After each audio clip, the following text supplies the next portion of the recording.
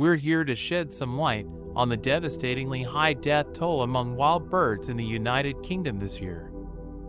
Since October 2021, at least 50,000 wild birds have died due to a highly infectious variant of avian flu, known as H5N1. This figure is over double what was initially estimated, and conservationists are already warning that some species of seabirds could become extinct due to the outbreak.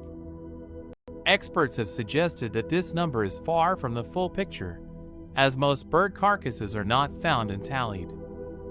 The outbreak had already taken the lives of 1,200 birds in the RSPB's reserves, and in Scotland, over 36,000 wild birds have died due to avian flu, with seabirds and waterbirds the worst affected. In England, the Farne Islands and Coquette Island were two sites affected by rampant avian flu, with an estimated 6,000 and 1,300 bird deaths, respectively.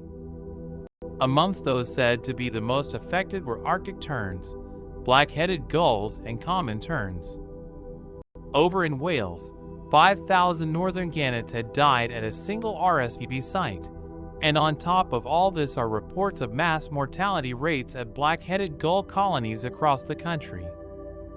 The government has responded to the outbreak with the collection and analysis of avian flu-infected wild bird carcasses across the UK, and so far in England and Wales, this has resulted in 1,600 positive tests. David Craven of the Yorkshire Wildlife Trust was optimistic, though. "We are now seeing a slowing in the numbers of dead and dying birds, which leads us to hope that this means the disease within the colony is burning itself out," he said. Nature Scott and the British Trust for Ornithology, BTO, are currently conducting surveys and monitors throughout summer to assess the full scale of the bird flu outbreak, with Dr. Helen Baker from the Joint Nature Conservation Committee, JNCC, confirming that the available scale still presents us with the full extent of spread of the disease across the UK, and also that the minimum estimate of losses is higher than early figures. The National Trust, who own the Farne Islands, are already preparing for even more deaths this breeding season and have closed the islands off to visitors, as 3 new positive cases of bird flu have already been detected. They're just one species profiting off the deaths of millions of poultry birds, slaughtered every week for human consumption. But it's not all bad news.